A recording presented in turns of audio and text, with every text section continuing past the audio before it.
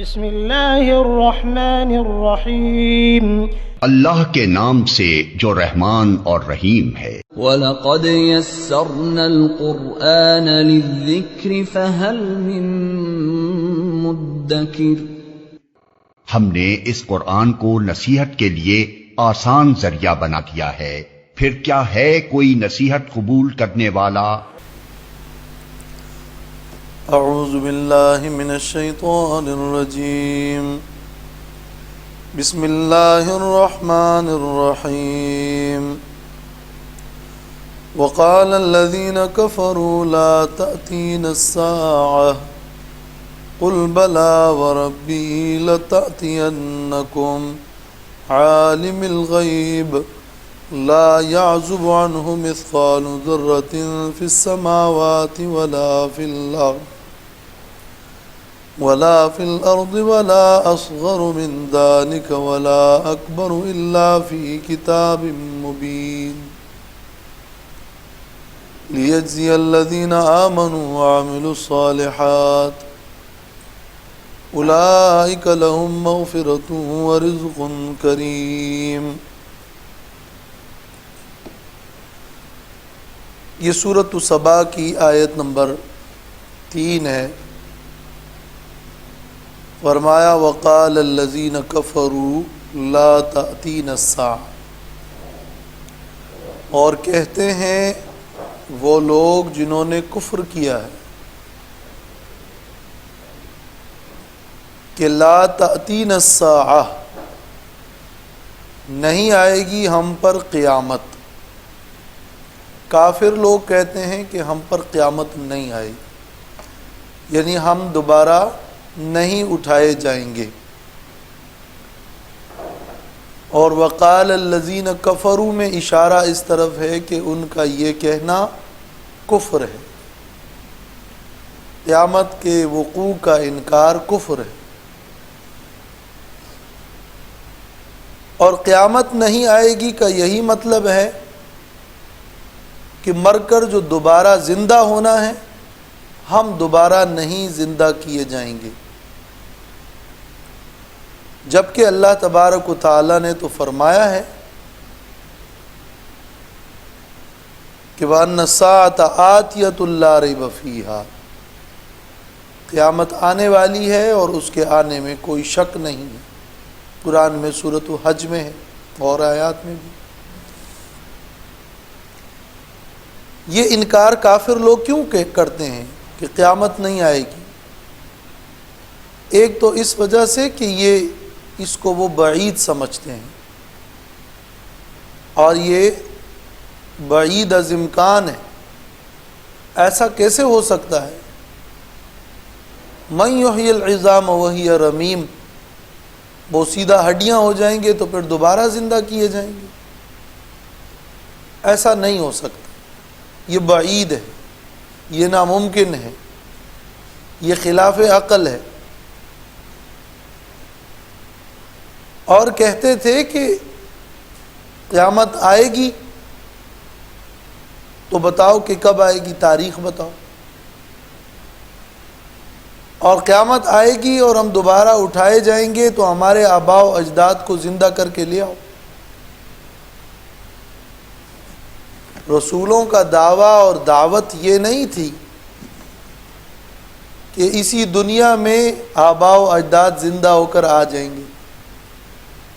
کہنا تو یہ تھا کہ قیامت آئے گی اپنے وقت پر اور یہ پورا نظام درہم برہم ہو کے ختم ہو جائے گا، لیکن ان کا الٹا سوال یہ تھا کہ ہمارے آباء و اجداد کو لے کر آؤ۔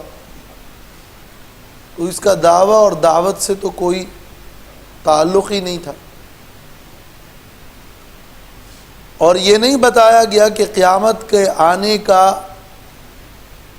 وقت مجھے معلوم ہے، یہ بھی دعویٰ نہیں ہے۔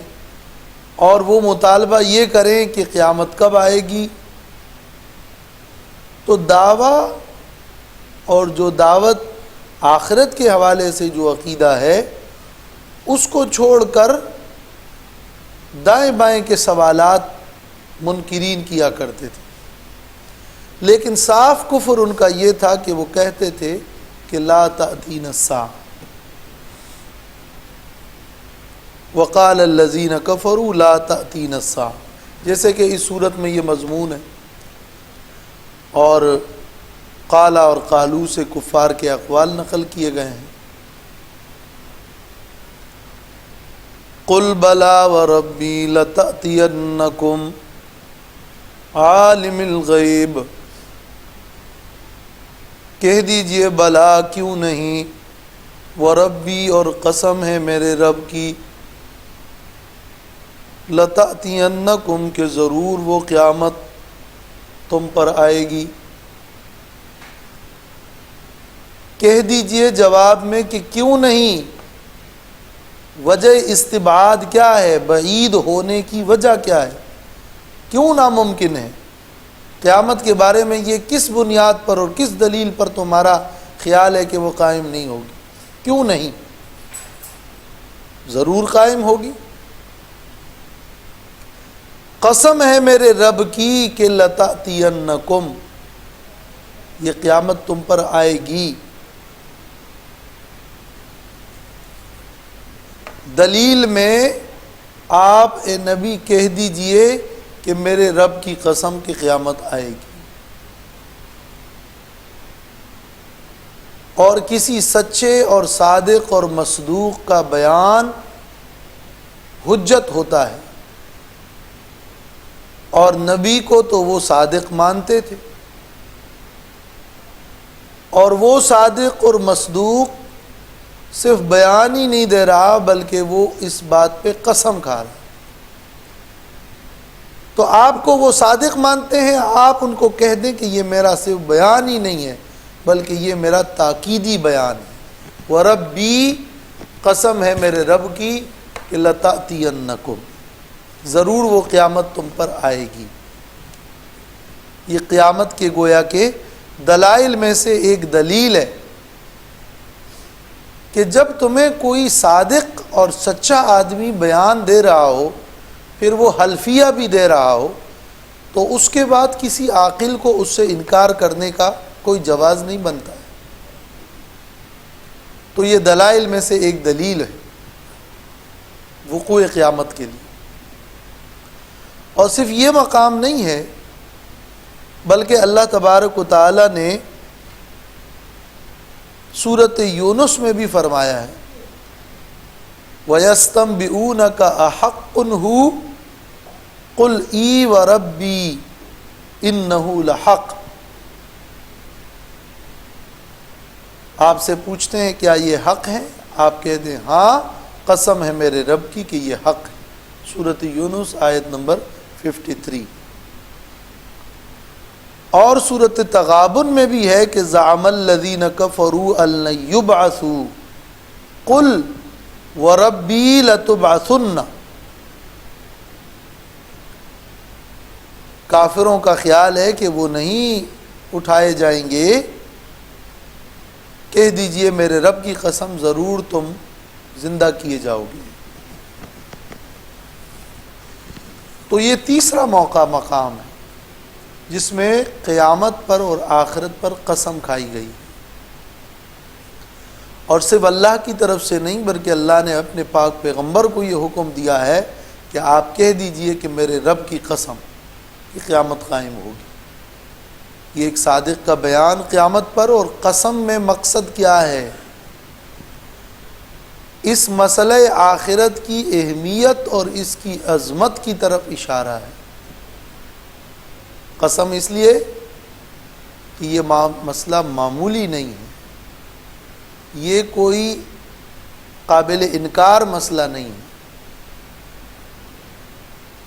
قسم کھانا جو ہے یہ بلاغت کا انداز ہے، اور بلاغت کا انداز یہ ہے کہ جب کوئی شخص انکار کرتا ہے تو آپ قسم کھاتے ہیں، ایک شخص انکار نہیں کرتا تو قسم کی ضرورت نہیں ہے۔ بلاغت کہتے ہیں حال کے تقاضے کے مطابق کلام کرنے کو، مقتضی الحال کے مطابق کلام کرنے کو بلاغت کہتے ہیں۔ جو حالات ہیں اسی کے حساب سے بولنا۔ اگر ایک شخص انکار نہیں کر رہا تو آپ اسے کہیں گے کہ قیامت آئے گی، ایک شخص ذرا شک میں ہے تو آپ قسم کھا لیں تو بہت اچھا. ایک شخص پوری طرح انکار کرتا ہے تو پھر آپ قسم کھائیں گے, پھر قسم کھانے کی ضرورت پڑے گی. اور یہاں ایک بار نہیں کئی بار قسمیں موجود ہیں اور تاکید کے ساتھ ہیں. تو یہ قسم اس لیے کہ انکار کرنے والوں کا انکار وہ سخت ہے, تو اسی کے حال کے تقاضے کے مطابق بلاغت یہ ہے کہ قسم کھائی جائے. اب قسم کھانے سے فائدہ کیا ہو گیا؟ کیا انکار کرنے والوں کا انکار ختم ہو جائے گا؟ وہ تو پھر بھی منکر رہیں گے. تو قسم کھانے کا کیا فائدہ ہے؟ ایک فائدہ تو بیان ہو گیا, وہ یہ ہے کہ یہ بلاغت کا انداز بیان ہے اور قرآن اسی بلیغ کلام کے مطابق اپنا کلام پیش کرتا ہے. لسان عربی کا جو تقاضا ہے اس کے مطابق ہم قسم کھائیں. لیکن اس میں یہ بھی مطلب ہے, اس قسم کھانے کا یہ بھی مطلب ہوتا ہے کہ تم اگر انکار کرو تو کرو, لیکن کبھی یہ توقع نہ کرنا کہ تمہارے انکار کے نتیجے میں ہمارے اس عقیدے اور اعتقاد میں کسی قسم کا کوئی تزلزل آئے گا, بلکہ ہم تو اپنا بیان حلفیہ اور قسمیہ پیش کرتے ہیں. گویا کہ یہ متکلم وقوع قیامت اور وقوع آخرت پر جزم رکھتا ہے تو اپنا بیان پیش کر رہا ہے. وہ بیان صادق کا دلیل ہے, اور جب وہ مؤکد ہے تو اور مضبوط دلیل ہے. اس لیے قسم ہے, اور اس لیے بھی کہ تاکہ تمہیں پتہ چلے کہ تمہارے انکار سے اس مسئلے پر کوئی اثر پڑنے والا نہیں. قل بلا وربی لتأتینکم, کہہ دیجئے قسم ہے میرے رب کی, ضرور یہ قیامت تم پر آئے گی.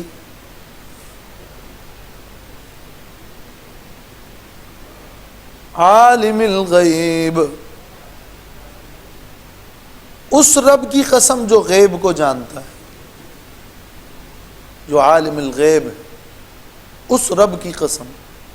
یہ اللہ تعالیٰ کی صفت ہے عالم الغیب. عالم الغیب اللہ کی صفت ہے. اور غیب پر اس سے پہلے ہم تفصیلی تقریر کر چکے ہیں کہ غیب کیا ہے اور اس کے معانی کیا ہے.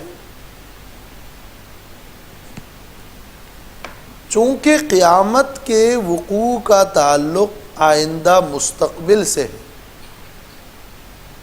اور مستقبل کا علم وہ غیب ہے, اور قیامت کا وقوع وہ بھی ایک علم الغیب ہے. تو عالم الغیب آئندہ قیامت کا وقوع اس کا دعویٰ وہی کرے گا جو مستقبل کو جانتا ہے, اور مستقبل کو جاننے والا اللہ ہے. اور میں اپنے اس رب کا بیان اس رب کی قسم کھا کر پیش کرتا ہوں کہ لتأتینکم. تو عالم الغیب صفت ذکر کرنے کا مقصد یہ ہے کہ قیامت کا وقوع وہ مستقبل سے متعلق ایک غیبی معاملہ ہے. یہ ربی کے لیے صفت ہے. عالم الغیب میں یہ ربی قسم ہے میرے رب کی جو عالم الغیب ہے.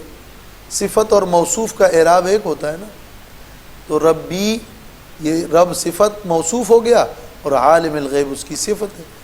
اور ربی تو مجرور ہے تو عالمی بھی مجرور ہے, اور الغیب بھی تو مضاف الیہ ہے تو وہ مجرور ہے. اور ربی میں جو واو قسم ہے, اور واو قسم جو ہے وہ بھی حروف جارہ میں سے ہے, جس طرح باء تاء کاف لام واو منذ مزخلا رب حاشا من عدا فی عن علا حتی الا, جو 17 حروف جارہ ہے اس میں واو بھی ہے, واو قسم. وربی عالم الغیب. لا يعزب عنه مثقال ذرة في السماوات ولا في الأرض ولا أصغر من ذلك ولا أكبر إلا في كتاب مبين. نہیں ہے غائب اس اللہ سے ایک ذرے کی مقدار آسمانوں میں اور نہ زمین میں، اور نہ اس ذرے سے چھوٹا اور نہ اس سے بڑی کوئی چیز، الا فی کتاب مبین، لیکن وہ ایک واضح کتاب میں ہے. واضح کتاب سے مراد کیا ہے؟ وَهُوَ اللَّوْحُ الْمَحْفُوظ عند الاکثرین، روح المعانی. اللہ سے کوئی ذرہ مخفی نہیں ہے. ذرہ اصل میں انتہائی چھوٹی چونٹی کو کہتے ہیں. تو کوئی ذرہ، ہمارے عرف میں جو ذرہ ہے چلیں تو مثقال اس کے برابر،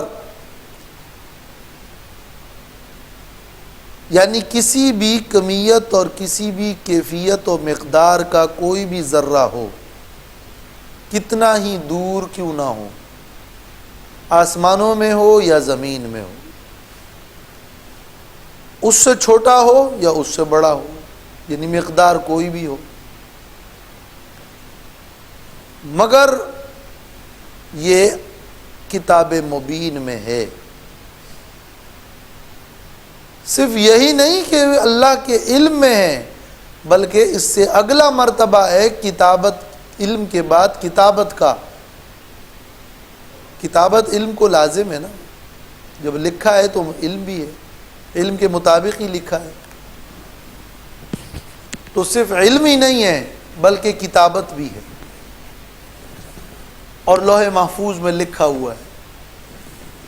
یہ مسئلہ تقدیر کا جو دوسرا نقطہ ہے وہ یہ ہے، ہر چیز اللہ کے علم میں، تو پھر اللہ نے اپنے علم کے مطابق لکھ بھی دیا ہے. الا فی کتاب مبین. یہ لا یعزب عنہ، یہ عالم الغیب کے لیے تاکید ہے. اس کو کہتے ہیں صفات سلبیہ. اللہ تعالیٰ سے جس چیز کو نفی کی جا رہی ہو، یہ صفات سلبیہ ہے. اللہ سے کوئی چیز غائب نہیں ہے، لیکن اللہ کا، یعنی اللہ کا علم کامل ہے. اللہ تعالیٰ کی جو صفات سلبیہ ہے، یہ اللہ تعالیٰ کے کمال والی صفات کی تاکید ہوتی ہیں. جو صفات کمالیہ ہے یہ اس کی تاکید ہوتی ہے. اس بیان کا یہاں کیا تعلق ہے؟ اس بیان کا تعلق یہ ہے کہ تم اس کو بعید کیوں سمجھتے ہو؟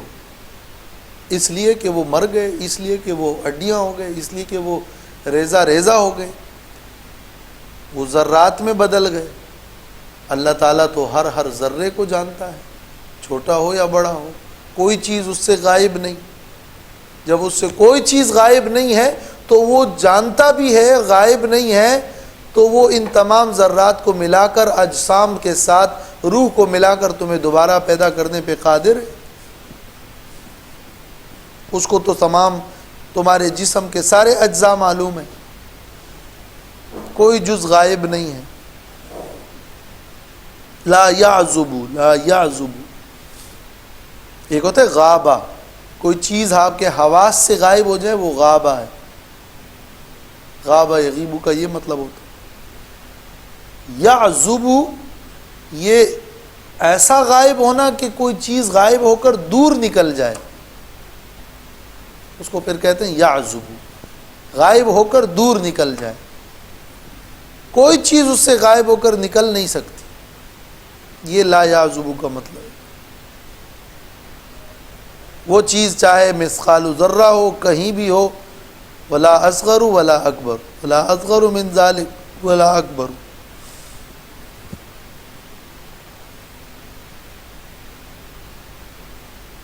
لیجزی الذین آمنوا وعملوا الصالحات اولئک لہم مغفرۃ ورزق کریم، تاکہ بدلہ دے اللہ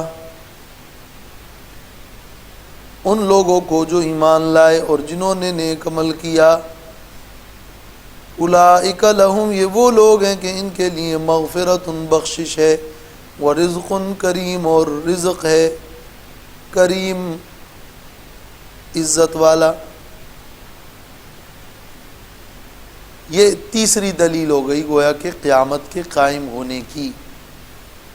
پہلا تو صادق و مصدوق کا بیان اور قسم، اور دوسرا یہ کہ وہ ہر ذرے کو جانتا ہے تو اس کے جمع کرنے پر قادر ہے۔ اور تیسری دلیل یہ ہے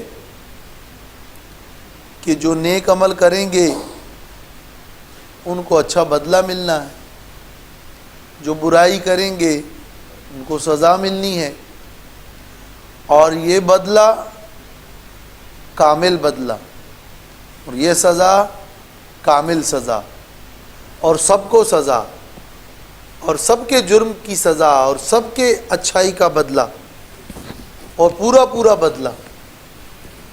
یہ اس دنیا میں تو ممکن بھی نہیں ہے، واقع بھی نہیں ہے، مشاہدے میں بھی نہیں ہے، اور یہ ہو بھی نہیں سکتا کہ ہر شخص کو جزا جو ملے گی وہ تو اس کے اندرونی احساسات اور کیفیات اور اس کے چھپے اور ظاہر ہر طرح کے معاملات کو دیکھ کر ہی ایک کامل جزا ہوگی۔ تو آپ تمام جرائم کو ہر طرح کے زاویے سے اس کی پیمائش کر کے برابر بدلہ دینا، جو کہ عدل و انصاف کا تقاضا ہے اور جو حکمت کے لیے لازم ہے، وہ ممکن ہی نہیں بغیر اس کے کہ قیامت قائم ہو۔ تو یہ وقوع قیامت کی ایک علت ذکر ہو رہی ہے، ایک حکمت ذکر ہو رہی ہے۔ تو لَتَأْتِيَنَّكُمْ سے اس لیے جزیہ کا تعلق ہے، اور یہ تیسری دلیل ہے۔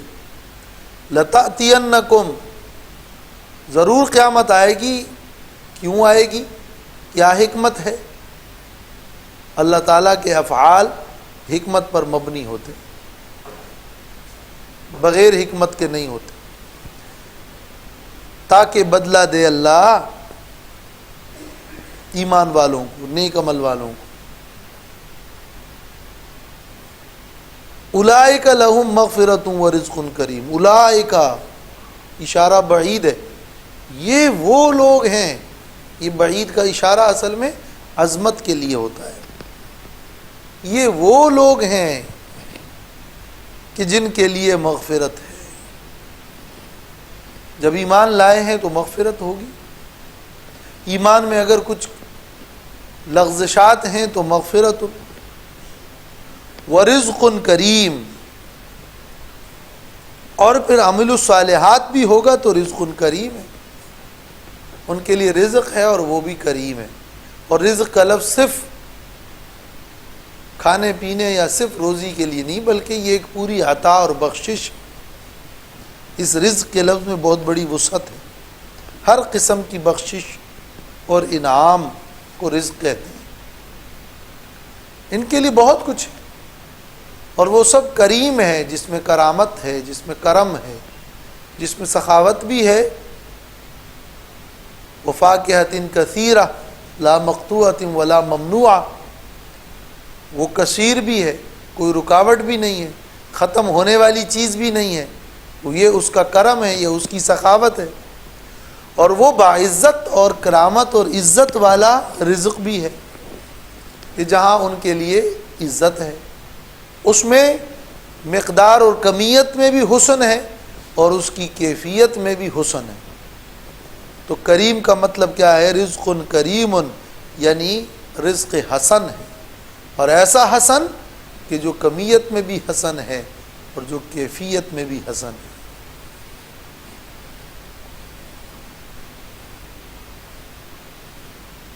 والذین سعوا فی آیاتنا معاجزین اولئک لهم عذاب من رجز علیم۔ اور وہ لوگ جنہوں نے کوشش کی ہماری آیتوں میں یعنی فی ابطال آیاتنا، ہماری آیات کو باطل کرنے میں اپنا پورا زور لگایا، معاجزینا، اس حال میں کہ وہ اپنے خیال میں عاجز کرنے والے تھے اللہ کو۔ ترکیب کے اعتبار سے یہ معاجزین حال ہے، وہ سعی کر رہے تھے، کوشش کر رہے تھے، ان کی جد و جہد اور کوشش کس چیز کے لیے تھی؟ فی آیاتنا، کہ اللہ تعالیٰ کی آیات باطل ہو جائیں، ختم ہو جائیں، مٹ جائیں۔ اور کس حالت میں یہ حرکت کر رہے تھے؟ اس حال میں کہ وہ ان آیات کے ساتھ مقابلہ کر رہے تھے، آیات کو عاجز کرنے اور ہرانے کی کوشش میں تھے۔ معاجزین، عاجز کرنے والے، مقابلہ کرتے ہوئے ہرانے کی کوشش کرنے والے۔ تو اولئک لہم عذاب من رجز علیم، یہ وہ لوگ ہیں۔ اب یہاں اشارہ ان کی عظمت کا نہیں، ابھی تحقیر کا اشارہ ہے۔ یہ ایسے لوگ ہیں کہ ان کے لیے عذاب ہے، من رجزن، سخت عذاب۔ یہ من بیان ہے عذاب کا، وہ ایسا عذاب ہے جو رجز ہے، جو سخت عذاب ہے۔ رجز کا مطلب سخت عذاب، یا یوں کہہ لیں کہ عذاب ہے، اور عذاب میں اقسام تو بہت ہیں، ان کے لیے ان اقسام میں سے من رجزن، سخت والی قسم ہے، اور وہ عذاب علیم، دردناک ہے۔ علیم، دردناک ہے۔ یہ علیم جو ہے یہ مولم کے معنی میں ہے، تکلیف دینے والا، دردناک۔ تو آیات کے خلاف کوشش کرنے والے، آیات کے خلاف کوشش یہ ہے کہ اللہ تعالیٰ کی آیات پر عمل نہ ہو، اور پھر اس سے اگلا درجہ یہ ہے کہ اس کی دعوت میں رکاوٹ ڈالے، اس سے بڑھ کر یہ ہے کہ اس میں تحریف کریں۔ آیات کے خلاف کوشش یہ کہ آیات کا جو مقتضا ہے اس پر عمل ہی نہیں ہے، اپنے تمام تر صلاحیتیں اور کوششیں، اوقات وہ اس میں لگائیں کہ کسی طرح آیات کو مٹا دیں، ختم کر دیں، اس کا مقابلہ ہو جائے، اور یہ کشمکش جاری ہے، فکری سطح پر بھی، شہوانی سطح پر بھی، اور شبہات کے طریقے پر بھی۔ آیات کا مقابلہ یہ کہ قرآنی مضامین اور شریعت کے احکام اور شریعت کے مسائل دینیہ اور اتفاقی دین، اس کو مشتبہ بنانے کی کوشش، جیسے کہ متجددین کرتے رہتے ہیں کہ آیات کا وہ مطلب لیا جائے جس سے شریعت کے بنیادی اور اہم مسائل میں تحریف ہو جائے، یہ آیات کے مقابلے میں اپنی صلاحیت استعمال کرنا، فکر اسلامی کو بگاڑنا اور اس سے انحراف، اور شہوات اور اپنی خواہشات کے پورے کرنے میں لگ جانا۔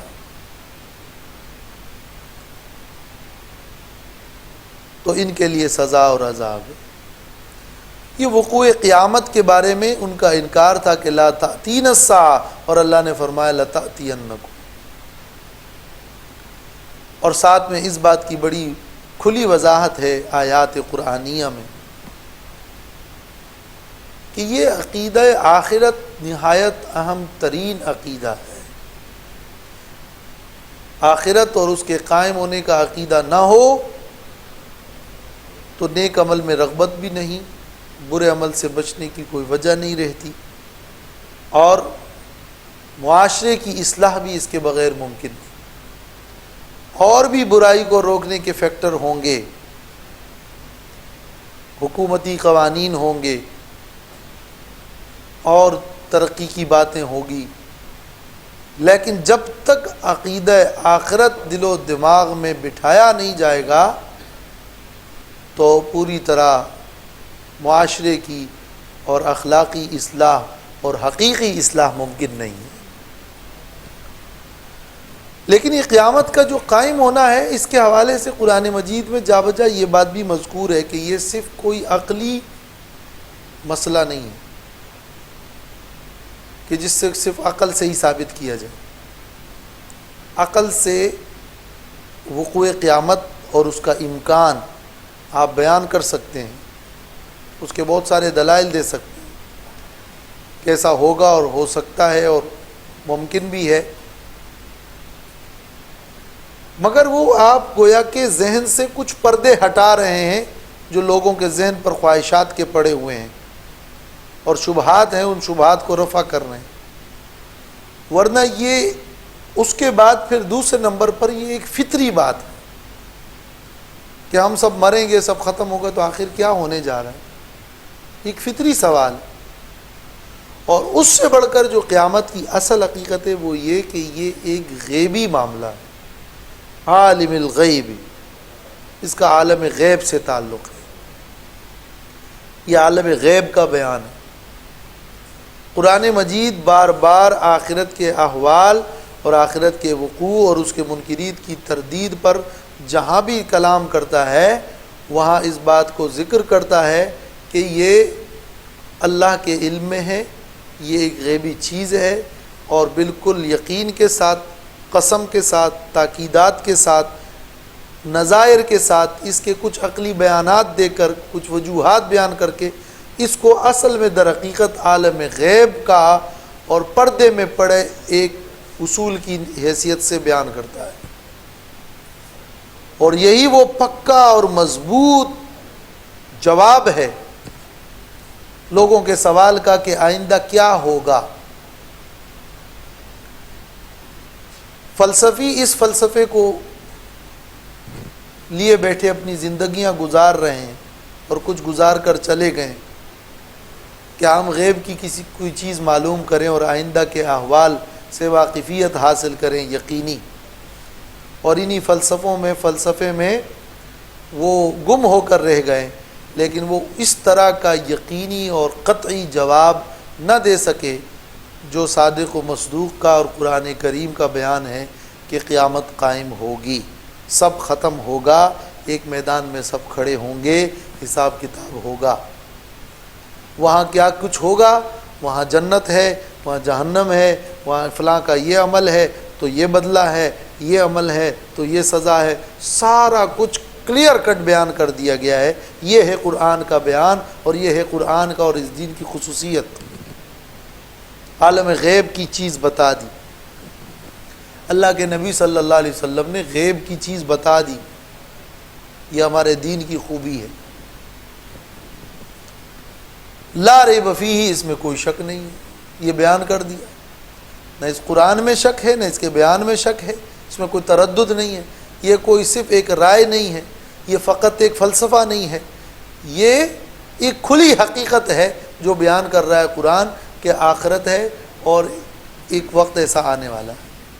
کیا ہونے جا رہا ہے، اختتام اس کائنات کا کیا ہے، سارے فلسفہ میں گم ہو کر رہ گئے، لیکن اس مسئلے کا قطعی اور یقینی جواب نہ دے سکے، نہیں دے سکتے سوائے اس کے کہ قرآن نے اس کو بیان کر دیا۔ تو فلسفیوں نے قرآن کو پڑھ کر اس کے اس بیان پر ہجا بجا دیکھ کر بڑی حیرت کا اظہار بھی کیا ہے اور اس کو قرآن کی خصوصیت قرار دیا ہے کہ وہ وقوع قیامت کا برملا اور واضح و دو ٹوک اعلان کرتا ہے۔ یہاں پر بھی فرمایا بلا وربی لتأتینکم عالم الغیب، یہ انداز بیان ہی اس انداز میں ہے، یہ کوئی صرف عقلی بات نہیں ہے، وہ عالم الغیب ہے، وہ بتا رہے ہیں نا کہ قیامت قائم ہوگی، وہ غیب جانتا ہے، بہت ساری چیزیں پردے اخفاء میں ہیں، اس کی پوری ماہیت اور کیفیت کو تم نہیں جان سکتے ہو۔ جنت اور جہنم اور یہ چیزیں جو واقع ہوگی اس کی تم صرف سوچ کر عقل و فکر سے قیامت کی پوری کیفیت، پوری ماہیت بیان ہی نہیں کر سکتے ہو، بس یہ عالم الغیب ہے جو تمہیں بتا رہا ہے۔ وَيَرَى الَّذِينَ أُوتُوا الْعِلْمَ الَّذِي أُنزِلَ إِلَيْكَ مِنْ رَبِّكَ هُوَ الْحَقُّ وَيَهْدِي إِلَى صِرَاطِ الْعَزِيزِ الْحَمِيدِ۔ اور سمجھتے ہیں وہ لوگ جن کو علم دیا گیا ہے کہ وہ جو نازل کیا گیا ہے آپ کی طرف، آپ کے رب کی جانب سے، وہ حق ہے، آپ کے رب کی جانب سے حق ہے۔ جانتے ہیں اہل علم کہ تیرے رب کی طرف سے یہ منزل کتاب اور یہ منزل مسئلہ حق ہے، اس کا حق ہونا جانتے ہیں۔ ہوا ضمیر فصل ہے، یہ الحق کا جو ہے یہ مفعول ثانی ہے۔ یرا سمجھتے ہیں، کون؟ فاعل کیا ہے؟ الذین اوتوا العلم۔ کس چیز کو؟ الذی انزل الیک من ربک، سمجھتے ہیں تیرے رب کی طرف سے نازل شدہ کتاب کو۔ کیا سمجھتے ہیں؟ هو الحق کا، حق ہونا سمجھتے ہیں۔ تو یہ حق کا جو ہے یہ مفعول ثانی ہے یرا کے، یرا کے دو مفعول ہیں۔ یرا کا معنی کیا ہے؟ یعلم۔ رؤیت کا معنی دیکھنا، دیکھنا ایک آنکھوں سے ہے اور ایک دل سے ہے۔ رؤیت قلبی وہ فہم ہے، وہ سمجھنا ہے، وہ علم ہے۔ تو وہ یرا کا مطلب وہ یعلم، اور جانتے ہیں، علم والے جانتے ہیں۔ اور یعلم سے یرا کے اندر اور زیادہ مبالغہ ہے، وہ ایسے جانتے ہیں گویا کہ وہ اپنی آنکھوں سے دیکھ رہے ہیں۔ اس لیے یعلم کی لفظ کی جگہ یرا کا لفظ لا کر اشارہ اس طرف ہے کہ وہ ایک کھلی حقیقت کی طرح جانتے ہیں۔ علماء جانتے ہیں جن کو علم دیا گیا ہے، وہ ایک اللہ کی عطا ہے جس کو اللہ دے۔ اوت العلم، علماء کے لیے یہ انداز بیان اس لیے اختیار کیا گیا کہ کچھ لوگ ہیں ایسے علم والے، ایسے دانا، جن پر اللہ نے اپنا کرم کیا اور ان کو ایک علم سے نوازا۔ وہ علم ان کے دل و دماغ کے اندر یہ مسئلہ پیدا کیا اس علم نے کہ وہ سمجھتے ہیں کہ رب کی طرف سے جو نازل ہوئی بات ہے وہ حق ہے۔ تو یہ الذین اوتوا العلم کا جو لفظ اس آیت میں استعمال ہوا ہے، کچھ علماء سے مروی ہے کہ ہم مومنو اہل الکتاب، اس سے مراد اہل کتاب کے ایمان لانے والے ہیں، اور مراد اس سے یہود اور نصارہ ہے جو ایمان لائے، جیسے یہودیوں میں عبداللہ ابن سلام رضی اللہ عنہ، یا نصارہ میں نجاشی۔ اور اسی وجہ سے اس آیت کے بارے میں یہ اختلاف بھی موجود ہے کہ اس صورت میں جو کہ ایک مکی صورت ہے، یہ آیت نمبر 6 یہ مدنی ہے، اس لیے کہ اوت العلم تو اہل کتاب ہیں اور اہل کتاب تو مدنی دور میں تھے۔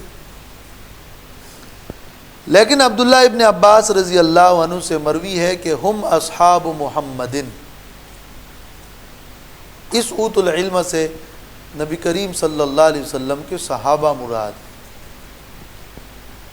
اور بعض نے کہا ہے کہ چونکہ آیت عام ہے تمام اہل علم مراد ہے۔ اوت العلم جو لوگ بھی قیامت پر یقین رکھنے والے، آسمانی کتابوں کو ماننے والے ہیں، چاہے یہود ہے، نصارہ ہے، صحابہ کرام ہیں، یا امت کے بعد کے قیامت تک کے علماء ہیں۔ وقیل جمیع المسلمین وہو اصح لعمومہ، تفسیر قرطبی۔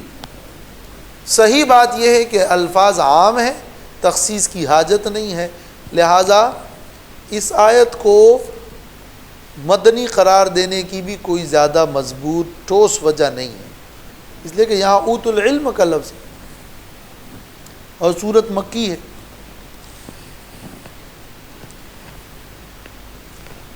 تو اہل علم جانتے ہیں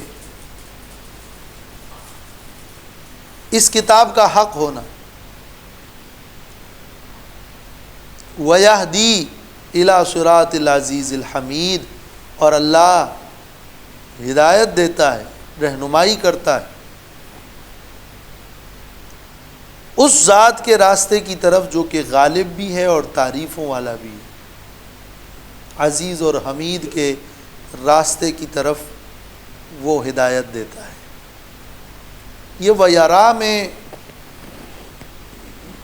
یہ جملہ ایک مستقل جملہ ہے، بعض کہتے ہیں اس کا تعلق لَتَأْتِيَنَّكُمْ سے ہے، قیامت ضرور آئے گی، ایک اس لیے کہ لیجزیہ تاکہ بدلہ ملے، اور دوم اس لیے وَلِيَرَ الَّذِينَ یعنی یجزیہ کا تعلق یرا سے ہے، تاکہ علم والے دیکھ لیں۔ قیامت اس لیے آئے گی تاکہ علم والوں کو پتہ چل جائے کہ رب کی طرف سے جو نازل تھا وہ حق تھا، تو اس کو لیجزیہ پر عطف کیا ہے، اور اس پر پھر بحث موجود ہے کہ یہ اس پر عطف اور اس جملے سے اس کا تعلق بہتر نہیں ہے، اس لیے کہ قیامت اس لیے آئے گی کہ تاکہ بدلہ ملے، اور اس لیے آئے گی تاکہ اہل علم کو پتہ چلے، تو اہل علم کو تو قیامت نہیں بھی آئے گی تو پتہ ہے، یعنی قیامت کے آنے سے اس کا تعلق نہیں بنتا ہے، تو اس کو ولیجزیہ پر عطف نہیں کریں۔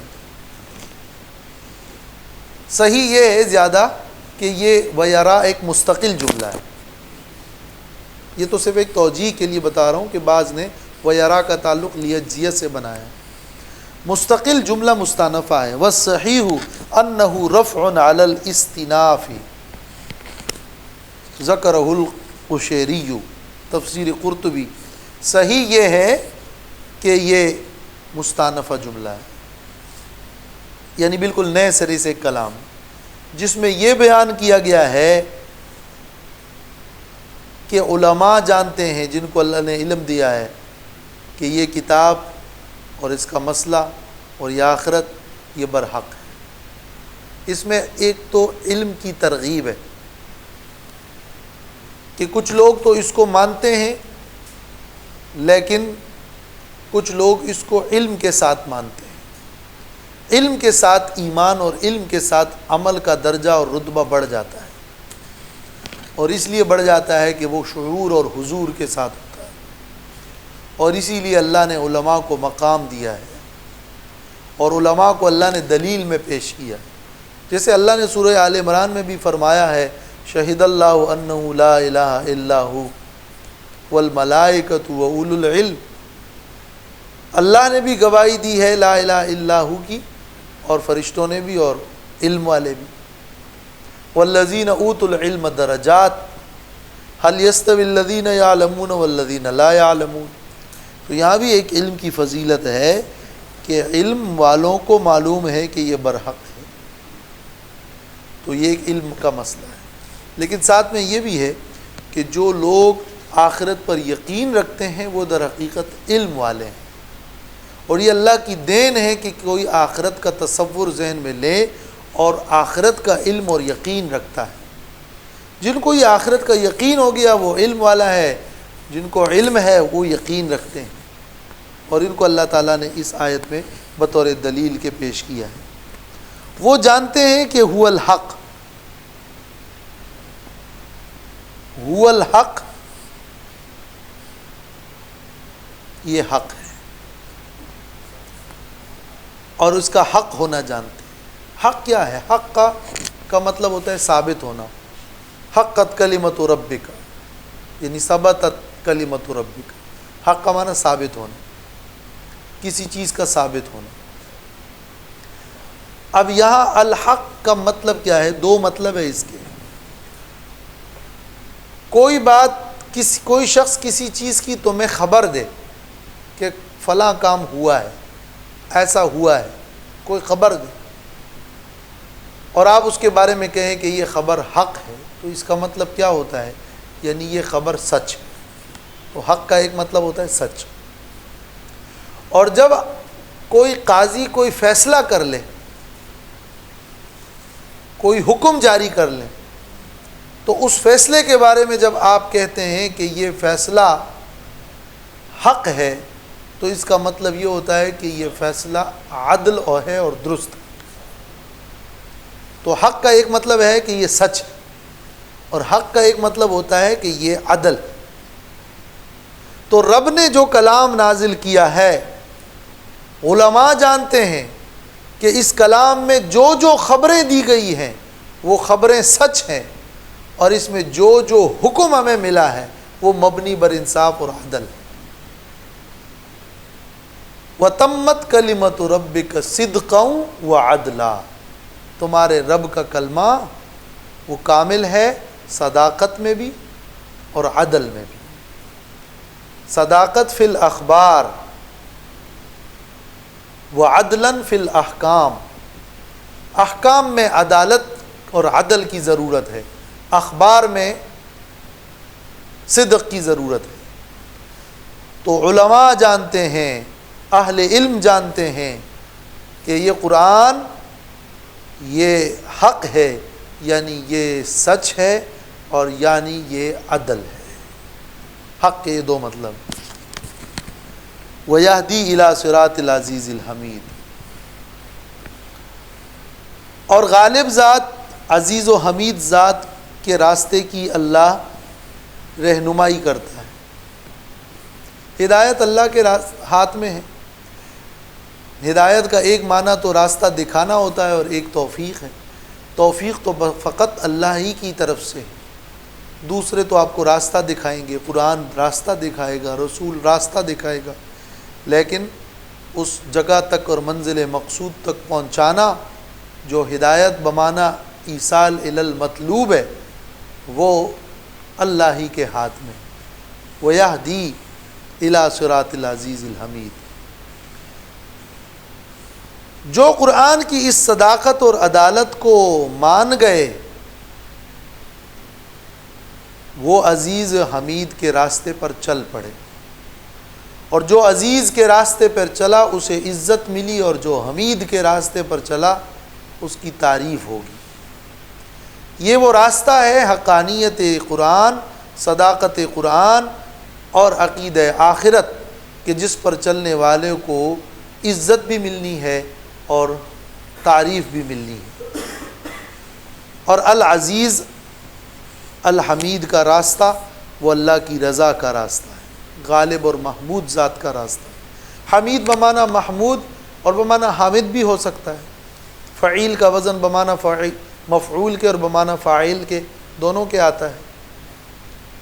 تو حمید بمانا محمود یا حامد، اور عزیز عزت سے ہے، اور عزت ایک غلبہ ہوتا ہے، وہ عزت ہے، عزت القہر، غلبے والی عزت، اور عزت ایک قدر اور منزلت کی عزت ہے جو عزت القدر ہے، اور یعنی ذی قدر اور ذی شان اور باعزت۔ تو جو عزت والا ہے یعنی جو غلبے والا ہے، اور جو عزت والا ہے یعنی بڑے قدر اور منزلت والا ہے، اور جو عزیز ہے اور عزت والا ہے اس معنی میں کہ اسے کوئی تکلیف پہنچا نہیں سکتا۔ وقال الذين كفروا هل ندلكم على رجل ينبئكم اذا مزقتم كل ممزق انكم لفي خلق جديد، اور کہتے ہیں کافر لوگ، یہ اب اس کے بعد پھر ایک کافروں کا ایک اور بیان ہے، بس انشاءاللہ یہ آئندہ پڑھیں گے۔ وآخر دعوانا الحمدللہ۔